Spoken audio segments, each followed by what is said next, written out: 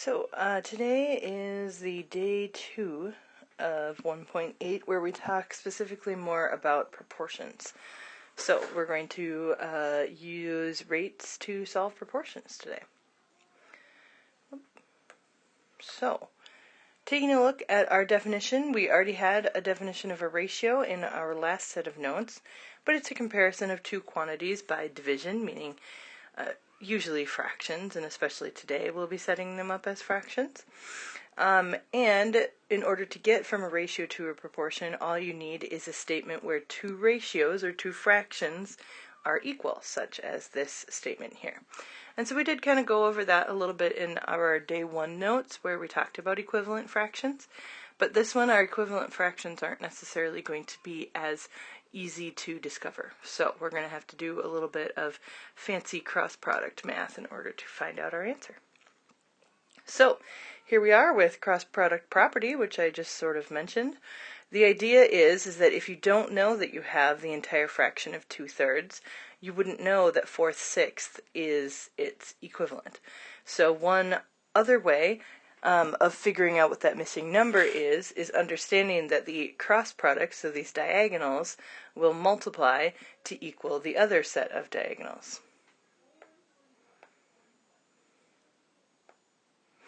Same thing happens no matter what the value is, and so again this diagonal will equal this diagonal if you multiply them. This part here is just trying to tell you don't divide by 0. So it's not huge because we know that we shouldn't divide by 0 because we'll get something that is not possible. So either way, they're just saying the diagonals are equal. They are called cross products in order to solve your proportion. So we'll work on our first proportion here because it is not immediately apparent 3 times what to make 5 because it is a fraction or a decimal to get there. So instead of trying to think of what is its equivalent fraction, we can just multiply our one diagonal, so 9 times 5, and set it equal to our other diagonal, 3 times m. So if we simplify, we realize that this is 45, and that's going to equal 3m. And since it's 3 times m, we can go ahead and divide by 3. And then we realize that the m is 15. So we end up just setting up a one-step equation to solve. And then from that one step, we undo, which is usually going to be division, and we get 15 as what should have been the m fraction. Or sorry, the denominator. Alright, then of course we will be doing real life applications.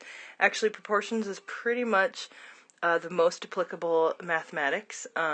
Pretty much use it all the time, actually. So, a baker has 4 pounds of flour left in stock, and if 12 pounds of flour makes 42 loaves of bread, how many more loaves can the baker make? So we're saying right now that we have 12 pounds of flour. And that makes 42 loaves.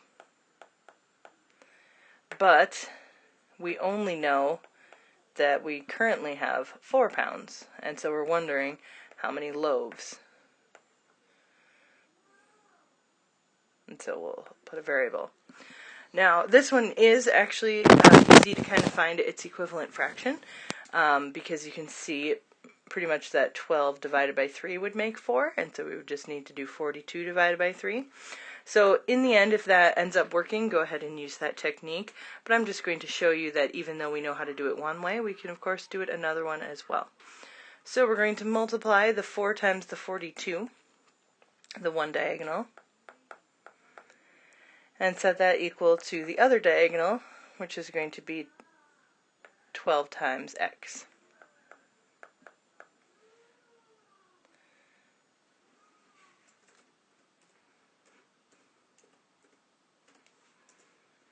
Alright, so let's see, 42 times 4, might want to figure that one out, 168, so 168, that does not look like 168, there we go, equals 12x, and so since it is 12 times x, we're going to undo that multiplication by division, And so we'll just take 168, divide it by 12, and realize that we get 14 for our x value.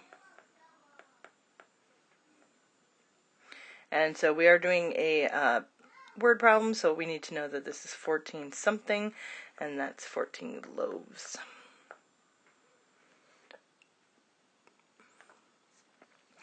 Alright, next one. Building casts a shadow. This is a very common idea, especially when we move on into similar triangles in geometry. But the idea here is that a building is casting a shadow of 15 feet. And a person is standing and casting a shadow of 10 feet. And the person themselves is 6 feet. We need to know how tall is the building. So, if we're talking about two heights and two shadows or lengths, we can set up a proportion where we have our height over its shadow equal to the other height over its shadow. So pretty much any time that you are setting up a proportion, you always want to have rows and columns that have certain identities. So for instance, this one here was our shadow row. This one here is our height row. And then we had the building column. And then the last one we had was the person.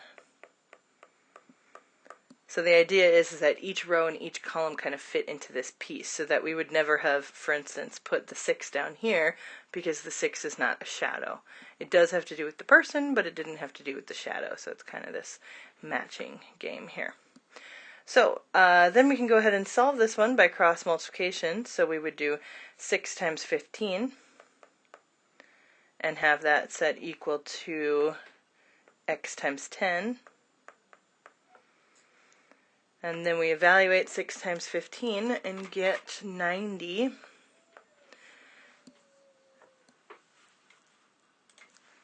And so 90 is going to equal 10 times x. But of course we're trying to get x alone, so we'll divide both sides by 10. And we realize that 9 is equal to our x. And of course it is a word problem, so we're trying to figure out what 9 means, and that's a 9-foot building, so it must be a small building. Alright. Okay, and then this last one is kind of tricky, okay? But the idea here is that you have the same idea of cross multiplication. It's just that one of the pieces happens to be a variable and a number together. It's all good. So, other than putting a circle around it, it's technically parentheses that are around it. Okay?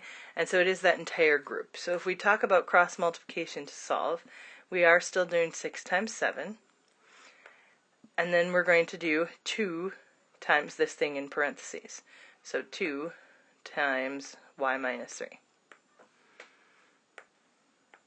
And so what does that mean when we're solving? Well, we should start by distributing. So we still have 6 times 7. And then we'll have 2y minus 6 if we multiply. 6 times 7 is 42, so we could also get rid of that, or at least simplify it. Alright, and so in that case, notice that we have something from the multi-step equations. And so now we're going to add or subtract. So we'll add 6 to both sides. And that means we have 48 equal to 2y. And then we'll divide both sides by that multiplier of 2 and get 24. If we go back, we can check to see if it works. And so we can plug in, let's see, 6 over 24 minus 3 is equal to 2/7. And so 24 minus 3 leaves us with 21. And then our equivalent fraction, if we divide by 3, equals 2/7. So you can always check to see if it works by plugging it back in. So the biggest thing to take away from that is that the denominator is one piece with parentheses. And so you're probably going to end up having distribution. Alright, so that's the end of our notes for 1.8 day 2, setting up proportions, solving them, and then that special circumstance where there's two things in a denominator or a numerator.